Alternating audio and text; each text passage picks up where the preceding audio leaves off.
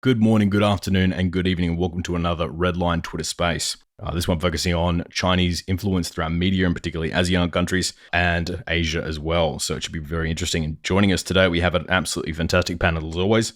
We have Joshua Kolanczyk, who is just released a book called The Beijing Global Media Offensive. He's from the Council of Foreign Relations. We have a good friend of the show, Rafael Pantucci, who's a senior fellow at RSIS, who's also written Sinostan, all about China's influence throughout Central Asia as well. Also joining us in a bit will be Joanna Chu, who wrote China Unbound, which is another fantastic book, and she's a reporter covering China and Asian affairs for the Toronto Star. Josh, I'm going to start with you to open this up. And how much influence does China have on the media of particularly ASEAN nations? So that would be nations like Vietnam, Thailand, Malaysia. How much influence do they actually have? Well, China has gained enormous influence over the Chinese language media in Southeast Asia, as well as basically every country in the world.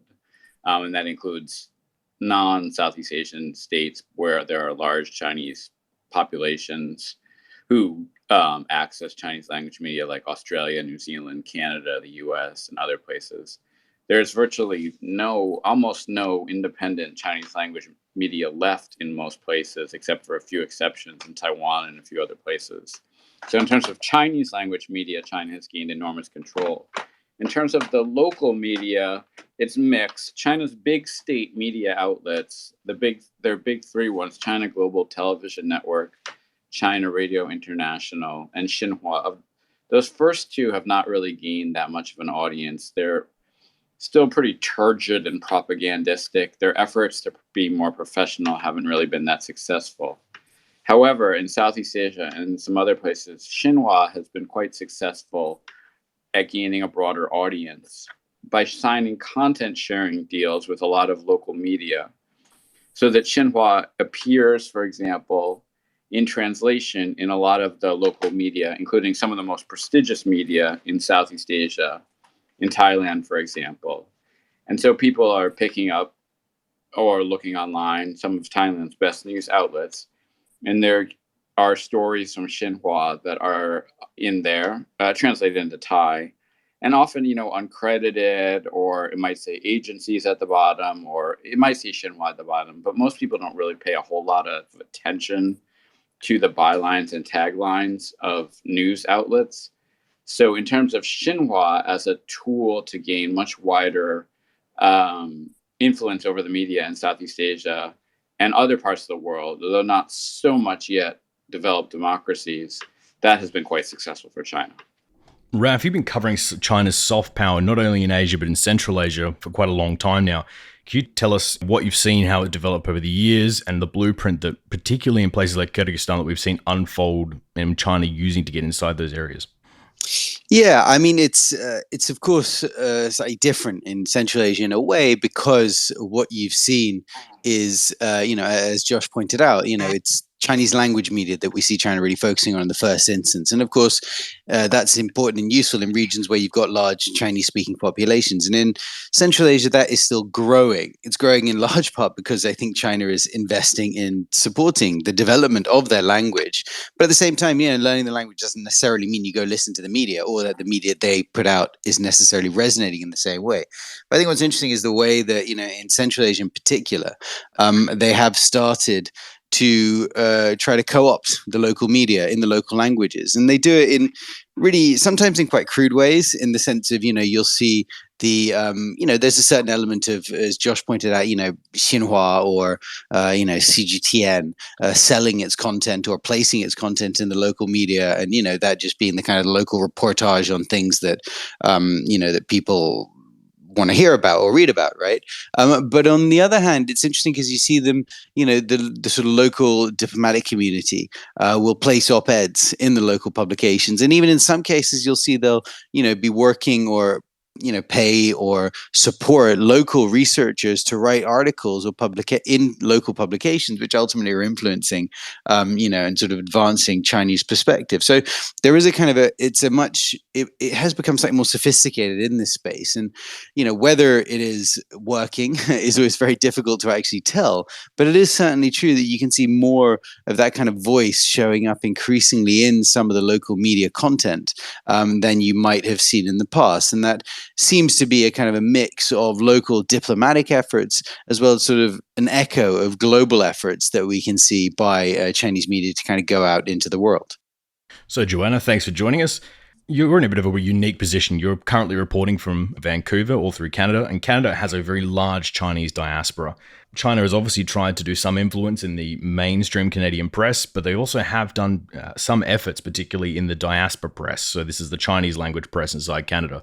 Can you take us through what they've tried in Canada and also how the Chinese language press differs from how they approach the English language press? Yeah, so actually, from my research in my book, I actually went to different countries and I found that Chinese language foreign media, so say a newspaper or radio station that a immigrant from China or even a second generation immigrant from China starts in this Western country, they were actually some of the prime and early targets of Chinese government and Chinese consulate influence from the 90s onwards. I have, personally witnessed this growing up in Vancouver in the 90s, that what once was a freewheeling, very kind of critical of Beijing, a very pro-democracy Chinese Canadian media became muzzled. And it was a open secret, open knowledge that the Chinese consulate and others achieved this through mostly threatening the owners of these media companies,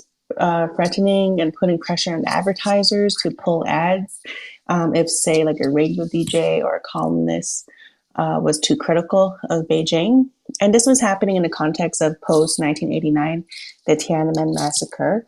And a lot of overseas Chinese, if they were already living overseas, as being horrified and very critical, very outspoken, and actively welcoming refugees from China, as well as this outflow of immigrants from China, Hong Kong, elsewhere, to Western places where they felt that they would be more safe in democracies, and then, creating and contributing to these media landscapes.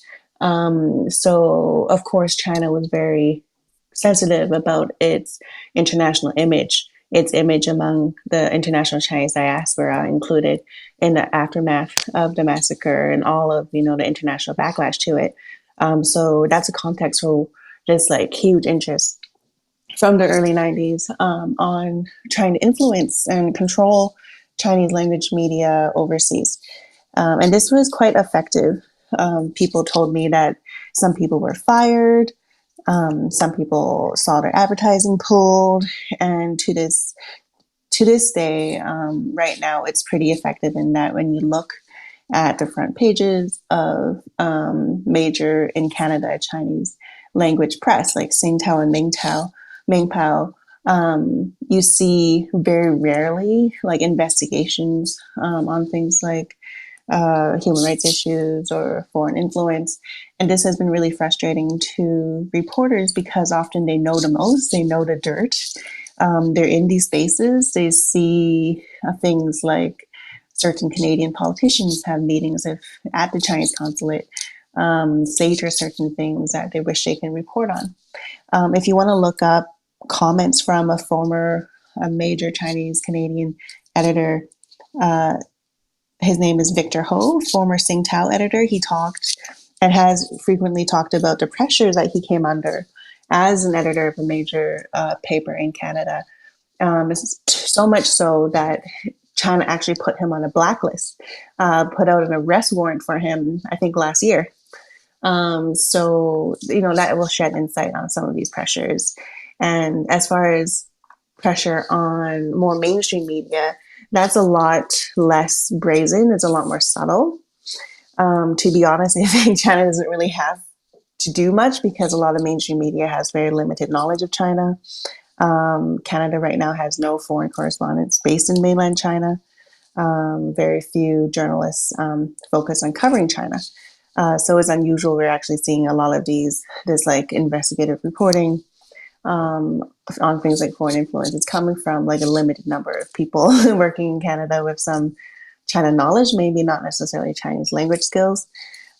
So we can talk about mainstream media later, but I would just want to make the point now that as far as targeting Chinese language media that's owned by foreigners overseas, this has been a major focus of the United Front Work Department and Chinese consulates. We'll come back to the Chinese consulates, but Josh, when we talk about disinformation, the first thing that comes to most people's minds are outfits like Cambridge Analytica or the Russians in particular with their Internet Research Agency. The Brexit vote was a major kind of awakening for a lot of people to this issue. Is there something we can point to with Chinese media influence that would be a big moment, a big win for that particular front? I think we're conflating two different things. I think the United Front has been very successful in ways. Certainly, I agree with everything Joanna said, as well as same pressures are being applied on media owners in Southeast Asia, Australia, and other places. The United Front has been very successful in cultivating student groups on campuses in a whole wide range of countries, and making Chinese students who are more critical of Beijing, frankly, terrified. They've been quite effective in cultivating politicians in a range of countries. If what you're asking is about China's ability to use disinformation on social media platforms, not WeChat or TikTok, but social media platforms like Twitter, Facebook, etc., YouTube, there isn't.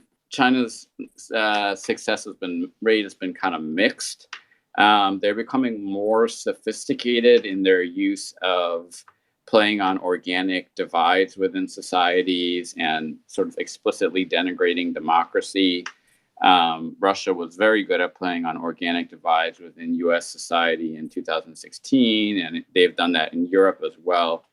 But China's disinformation on a lot of the major content platforms still tends to be pretty unsophisticated compared to Russia's, and at times has been pretty easily exposed.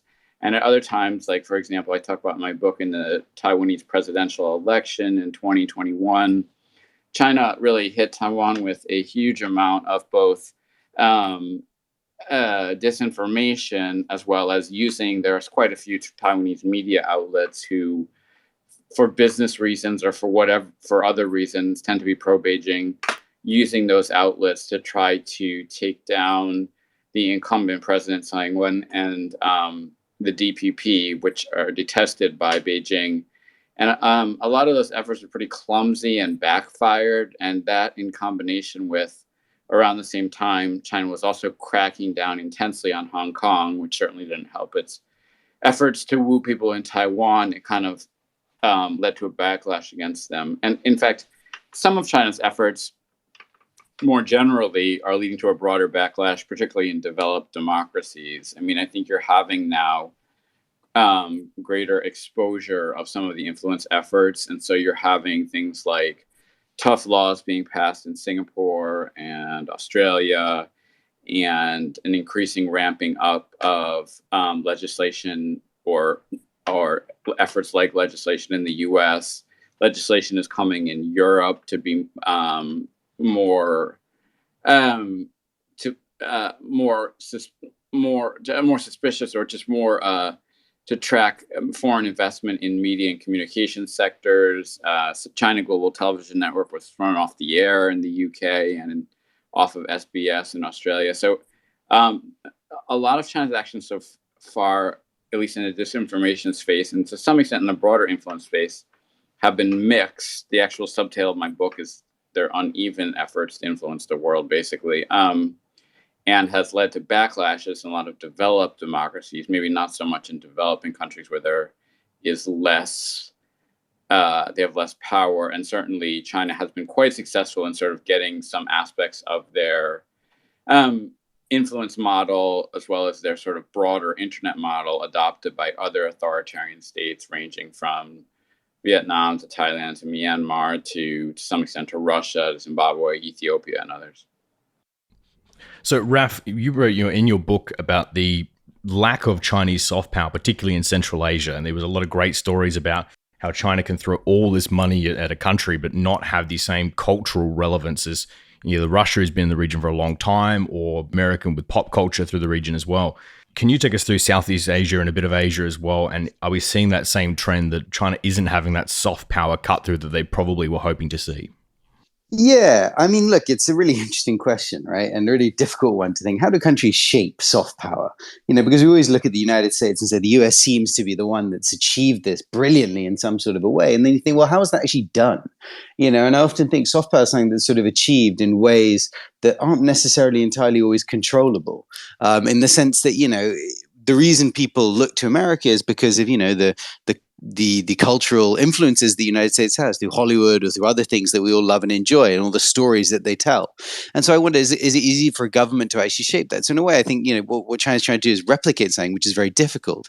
At the end of the day, the reason, American soft power in particular, I think, gets so much bounce is because people look at the United States and say that's a really attractive culture and place that I want to go and be part of, because of a whole series of other things that maybe have nothing to do with what the government of today is actually sort of achieving successfully. So I think it's, in some ways it's quite difficult to replicate that. And I think that's in some ways what I think China's learning. So the way that they try to do it is they try to look at all the different tools that you see out there and try to influence them and try to work through them. And I think it leads to, I'm embarrassed to say I can't quite remember whether Joanna or Josh, you mentioned, the sort of clumsiness of some of these efforts. And that's often what I noticed in some of the research that I did in Central Asia in particular. But in some cases, they were able actually to play an interesting role in this space. And I think they still do. And I think the two maybe I would point to, one would be, if I think about the work that I was doing in Central Asia again, where in Kyrgyzstan in particular, there was an instance in 2010, where there was one of the unfortunately periodic bouts of sort of internal violence that you see in Kyrgyzstan, where essentially there was some big fighting in the south in particular between various communities, and it seemed to be particularly between the sort of indigenous Kyrgyz Uzbek community and the majority Kyrgyz communities, Kyrgyz communities in that part of the world. And it turned out afterwards that part of the problem that Bishkek was finding was that the media it was broadcasting from Bishkek proper was not reaching this part of the world. In fact, in this part of the world, they were getting a lot more influence from across the border in Uzbekistan, or they were getting more influence from Russian media, which was actually able to reach them. And so what the government did in the wake of the violence was they spoke to the Chinese in particular, and the Chinese said, well, look, we can give you some sort of relay remitter stations to help actually get your media, the media message you want, out to that part of the country, because the messaging that Bishkek wanted people there to hear, they just weren't hearing. And so they did that. And the payoff from the Chinese perspective was, well, okay, we'll do that. But at the same time, we want you to make our own media more accessible within the country. And so you saw the Chinese state, the Kyrgyz essentially issue licenses to let Chinese state media be much more readily accessible in local sort of broadcasting. And so as a result of that, you do now see in a lot of Kyrgyzstan, a lot more Chinese media is actually accessible there. So that was kind of one interesting offer that the Chinese did. Now, again, did that influence things? Very difficult to tell, but it certainly means that Chinese messaging got to a much wider audience than it was able to before. And it was done in this sort of, quite deft sort of way. The other thing I'd like to say, and this maybe switches it more to the ASEAN Southeast Asian context and where I'm now in Singapore, is that actually, while there is clearly some, Chinese language media here, which is very influential and has a lot of resonance locally amongst the community, actually, I think what really gets a big bounce now is the kind of more modern, non-traditional media, not newspapers, but rather WeChat and social media applications that are Chinese, which are incredibly widely used amongst the kind of Chinese-speaking populations here in Singapore and have a lot of influence and have a lot of effect. And to the point where we can see the government here has actually started to worry a little bit about this, because they worry about some of the messages and some of the stories that sort of bounce around this media and the effect that they have. And I can see that in sort of conversations that I'll have with people where I'm often surprised, for example, the degree to which narratives around, why did the war in Ukraine start, and the sort of pointing the blame towards NATO rather than just towards Russia, that gets a lot of resonance locally, a sort of surprising amount. And I think that's a product of the fact that that is the discussion you do see being advanced in sort of Chinese social media applications. Similarly, when we look back to the sort of COVID. Well, look back towards COVID. It hasn't completely gone away, but we've certainly moved on to a sort of different world now. When vaccinations were kind of being rolled out here, there was a surprising amount of resistance in some ways to use some of the Western-made vaccines by the local communities here, because people were hearing stories online through social media applications, Chinese ones in particular. They were seeing through the discussions there that, this was dangerous and they should really be trying to go for Sinovac, which is a far more safe one. And again, you'd find people actually talking about that. And it was not a community of people who you would look at and say, oh, well, this is just the sort of, easily influenced people. It was people, white collar people were sort of going around going, yes, no, that's actually true. I would like to wait for, the Chinese vaccine because I think it might be safer than some of the other ones, even though the government here had paid and was giving out for free, essentially all of the Western vaccines that they were sort of purchasing. Eventually they started to do that for the Chinese one as well. But it was interesting. It really reflected in some ways the degree to which the kind of more modern, more newer media outlets, which, aren't maybe sort of media outlets in the same traditional way, were having a lot of influence in the sort of internal conversations, at least here in Singapore. And I certainly heard similar stories, I think, in other Southeast Asian countries as well. So I'll come back to TikTok in a bit, but I'm going to throw a pretty hard question at Joanna here because, I always like to pick on Joanna. We always sort of have a bit of hesitancy when you say Chinese state media, but obviously Canada has CBC, Australia has the ABC, the British have the BBC.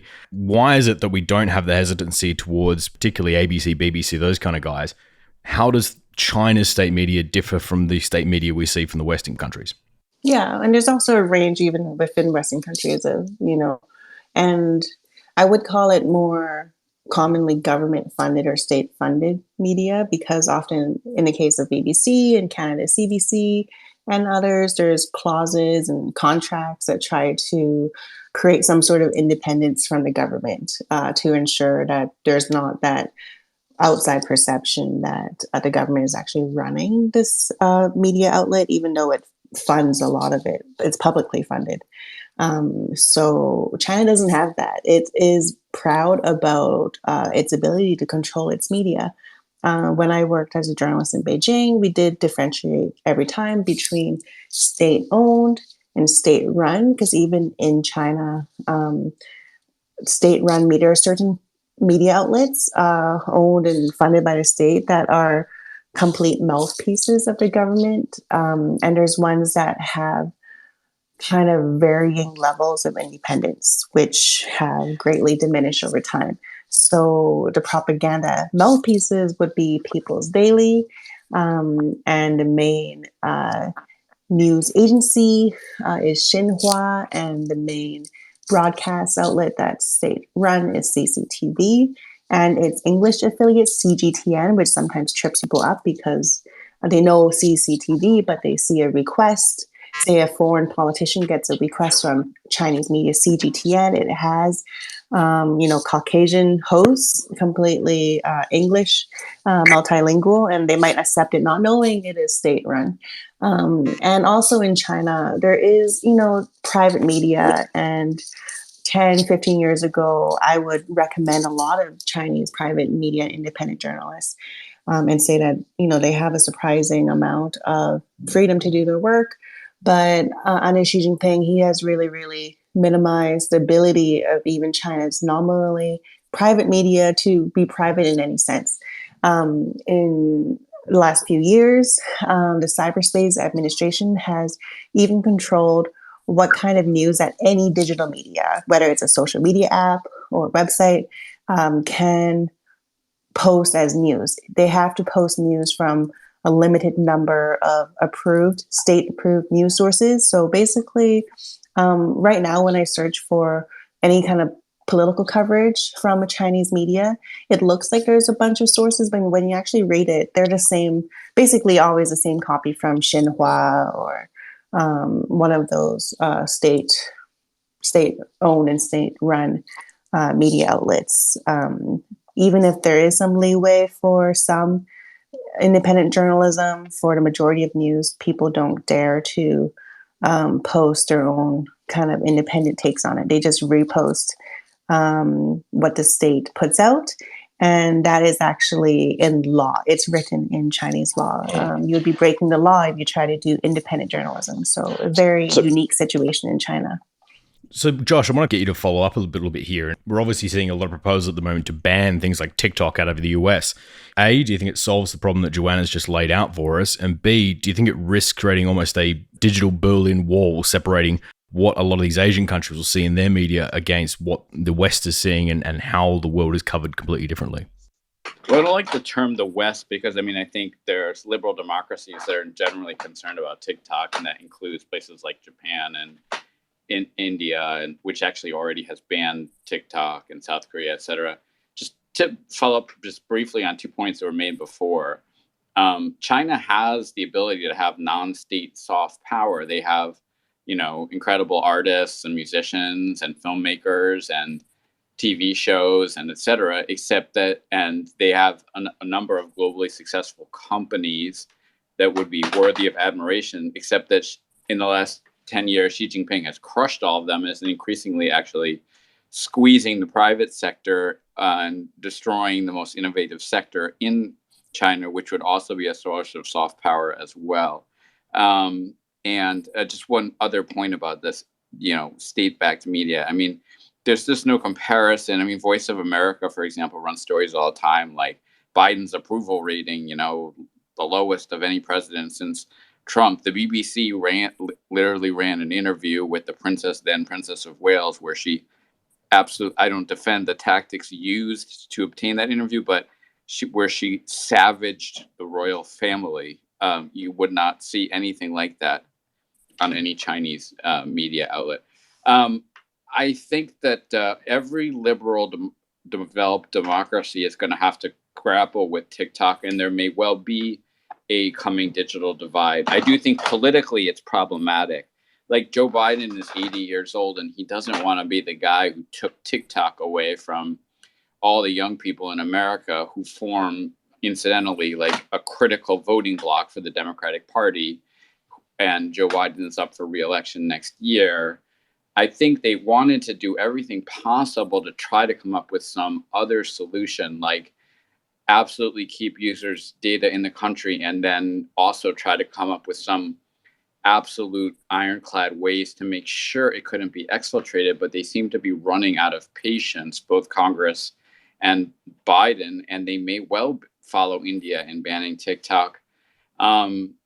I think because the U.S. is so powerful, they may come to some resolution in the U.S. where actually TikTok and TikTok's CEO, who is still subservient to ByteDance, the parent company, which is still operates under Chinese law and therefore has to do what the Chinese government says. And actually, there's a seat on ByteDance's board held by the Chinese government. But the U.S. is so powerful that it's still within the realm of possibility that TikTok completely divests its operations to some U.S. company that then buys and has the same thing, but it's TikTok US. I think because the U.S. is so powerful, that's a possibility. But the problem is, if ByteDance does that, then everyone else is going to ask the same thing. Germany's going to ask TikTok to divest and just create a German company, and Justin Trudeau's going to ask the same thing. But I think Biden and Congress and CFIUS, which is the committee that looks at foreign investment in the U.S., have tried to do everything possible not to ban TikTok because they know the Biden administration knows it's a terrible thing politically for them to do that. But I didn't think this was going to happen, but it looks like we are headed in the direction of banning TikTok in the U.S. if there can be no real divestiture. And the CEO was grilled. Some of the questions were ridiculous. Some of them were reasonable. But I do think we probably are heading for some degree of digital decoupling, not only among social media platforms, but obviously in chips, in a whole wide range of other areas too. So, Raf, you've done a lot of work on the Russian disinformation sphere as well. And one of the really interesting things you've talked about a few times with us is some of these really local language Telegram channels. They've been quite effective at shaping messages and appealing to people in their own language. How does China manage to make authentic content to appeal to those guys and aim it directly at them? I think it's very difficult for anybody to sort of do that.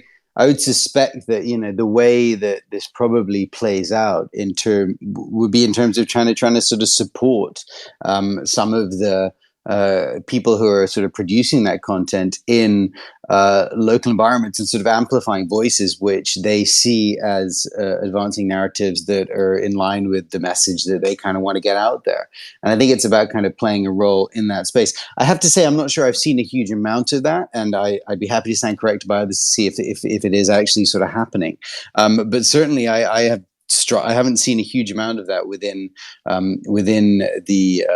Southeast Asia in kind of local languages at the moment. I think at the moment the big challenge that China has in a lot of these content is actually a lot of the local language content that goes in this direction is quite negative towards China. If I think about kind of in Indonesia or in Malaysia, there is a kind of long history of tension between, indigenous ethnic Chinese communities and indigenous local communities, and those tensions are, shaped by essentially racism, to be perfectly honest, and really express themselves in those sorts of terms. And the amount of resonance you suggests to me that actually it is a very difficult kind of narrative for an outside power like China to break, because it really does have quite a sort of deep local hold in terms of kind of the ethnic tropes that people think of within their particular community. But ultimately, that would be one which, probably good, frankly, if China could break it, because it has an impact on the local ethnic Chinese communities who are, frankly, very much part of those countries. And I think that I see sort of echoing quite a lot. And the fact that that does echo does lead me to suspect that it is actually quite difficult, I think, for China to influence within that space. I think, the local narratives that we see taking off in social media across these regions are very difficult to control by anyone, and even I think the local governments sometimes struggle to manage what discussions are happening in these sorts of online spaces. And I think maybe where we can see sort of an element of Chinese influence is the way that we try to control that, and the way that they try to control that, in the sense that we can see local governments often looking towards Chinese tools for shutdowns, or others for quite blunt tools to sort of shut these conversations that they don't like down, rather than trying to sort of engage with the narrative, rather than actually trying to sort of, allow for a free media space and a free discussion. People will say, well, that's not a discussion we really want to permit, and how do we just sort of turn it off, or try to use tools that enable us to turn it off. And some of those tools are Chinese, though to be fair, they come from lots of different places as well. It's not just the kind of Chinese that are producing takedown tools. So I think it's a very difficult space for them to entirely control. I think on the sort of TikTok conversation, I think it's, as I think it was Josh pointed out, India did shut TikTok down entirely and sort of booted it out of the country. And I don't know what kind of effect that actually had, frankly, except for pissing off an awful lot of people within India who are using TikTok, not just as a sort of platform to post funny videos of themselves, but actually as a commercial platform. And I think that's an interesting echo to some of these that isn't always totally appreciated in some of the conversations we see around, we'll shut down platforms from countries that we don't like and get rid of them, is that in some environments, actually those platforms are used not just in the media shaping debate, but actually as a sort of commercial operation as well. For example, Telegram is incredibly influential in Iran, and it's one that the Iranian government is constantly trying to sort of do something about, or Instagram as well. But in those environments, actually, a lot of people use those platforms to run their businesses. Small businesses will use that because they know it's an environment where they will get a lot of media attention, or a lot of attention of potential customers to try to sell their products. And so the governments in these places haven't just shut these tools down wholesale, in part because actually it would have a huge negative commercial effect as well that they don't quite know how to replace. So I think these conversations are often much more sophisticated than we think about, or that is entirely appreciated.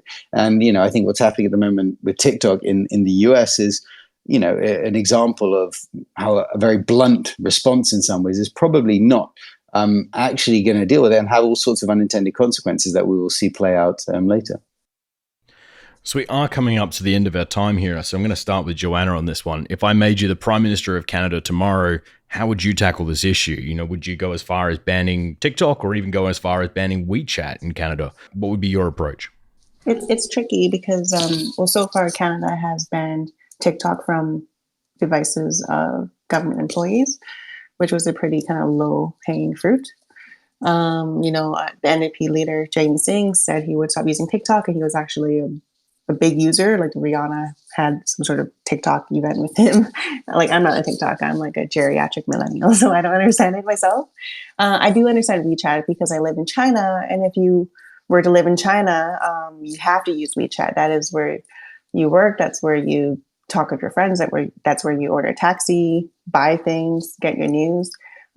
So banning WeChat again is even more untenable than banning TikTok, because that would really be cruel for many people, because it would cut them off from contact with their Chinese family members back home, and kind of contact with the Chinese media ecosystem, because in China there are basically no foreign apps that are allowed because of the Great Firewall of China that has its own domestic apps permitted under many, many restrictions. So if I were Prime Minister, I would see those difficulties. But I also see the difficulties of having these apps kind of have no regulation, no monitoring in democracies and societies, because Canada right now is grappling with all of these leaked intelligence reports of foreign influence from China. A lot of it is through disinformation, intimidation that's being spread through WeChat. My reporting, there's an excerpt in the Star where a police officer from China contacted and harassed a Chinese international student through calling him on WeChat, threatening his parents, saying that he had to change some of his Twitter posts. Potentially illegal activity is happening over WeChat, potential activity that has affected perhaps the ability of some Canadian politicians to get elected have taken place over WeChat. So there are conversations happening about if there's any way to better monitor and regulate. Right now, Canada and many countries don't have the infrastructure, don't have the know-how.